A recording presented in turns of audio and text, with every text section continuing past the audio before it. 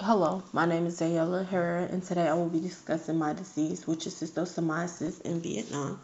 To begin with, we will be discussing three different medications used in the treatment and prevention of schistosomiasis. The first one on our list is paracetamol, which is a universal anthelmintic. It is well dissolved from the gastrointestinal tract. It has a small amount that enters the systemic circulation, and damage to internal organs can be reversed.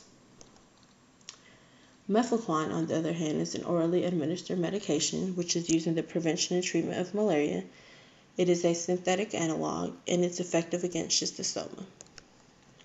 Pepto-Bismol is a common over-the-counter drug that can be bought at many pharmacies and convenience stores. It is used to treat minor digestive system upsets, and it can be bought as a chewable tablet, a swallowable tablet, or its pink liquid formula. Now we're going to change our focus and focus on Vietnam. Vietnam has a population of roughly 92,477,857 people.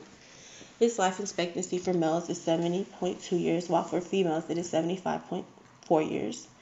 Its birth rate is 16.56 births per 1,000, and its death rate is 5.94 deaths per 1,000. Healthcare in Vietnam. There's a lot of common diseases and health threats, which include hepatitis A and B, typhoid fever, dengue fever, and malaria. The government is working to develop a universal healthcare system, which should hopefully be in place by 2004. And the government only invests a small percentage of its GDP in healthcare. And to cover your healthcare, for now, your best option is private health insurance. Medical practices include supernatural factors and biological factors, which both contribute to sickness. It's based on Chinese medicine, and there's typical associations made by the Vietnamese, which include weak heart, weak kidney, weak nervous system, and weak stomach.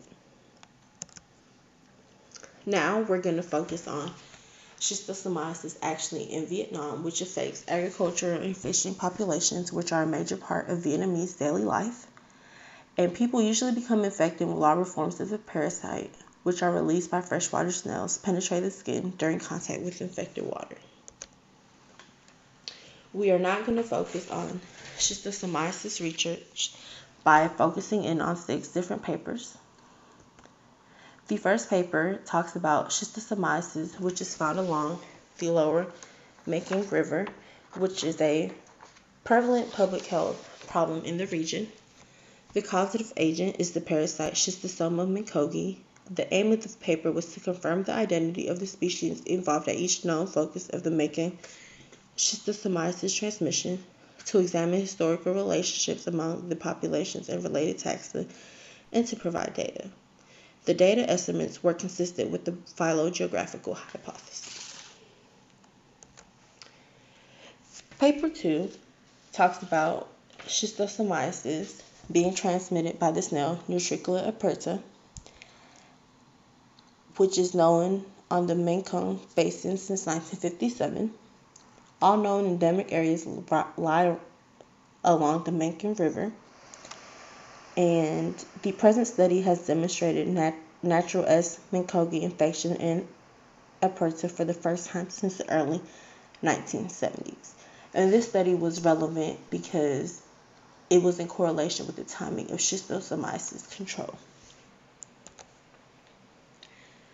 Paper 3 focuses on surveys that were conducted between December 1994 and April 1995. The results come from 2 different sets of surveys, which are household surveys and school surveys.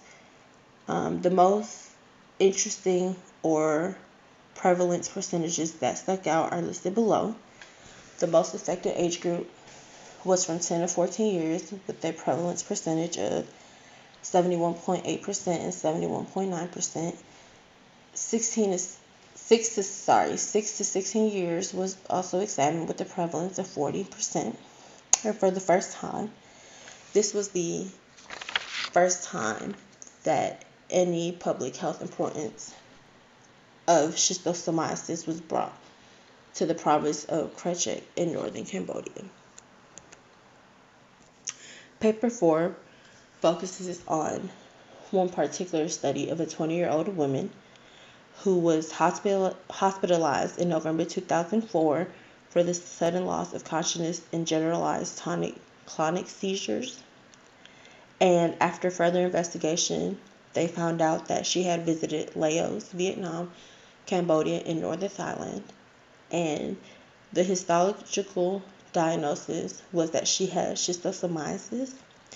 And she completed a course of paracetamol, which was 60 milligrams per kilogram in 3 divided doses. And she did get better. And this just goes to show that a lot of people are affected with schistosomiasis. Roughly over 190 people in 77 countries are affected with this disease. And this was the first reported case of the disease in Cambodia since 1957. For paper 5, we examine the prevalence of visceral schistosomiasis. And this was taking place in a hilly district of Wayanad, which is located in Kerala, which is one of the states in South India.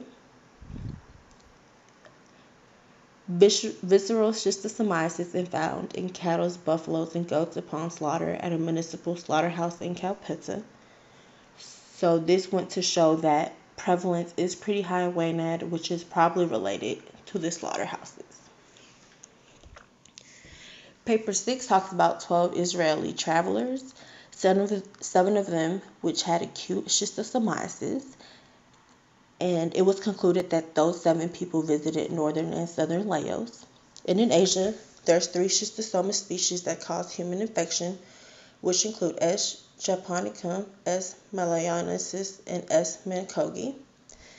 And it was also discovered that the endemic area is limited to a 200-kilometer area of the Mekong River basin. So in conclusion, today in Vietnam, schistosomiasis is not prevalent because the latest cases of schistosomiasis were reported back in 2009. But it does seem that schistosomiasis is still lurking around, so we do need to be careful.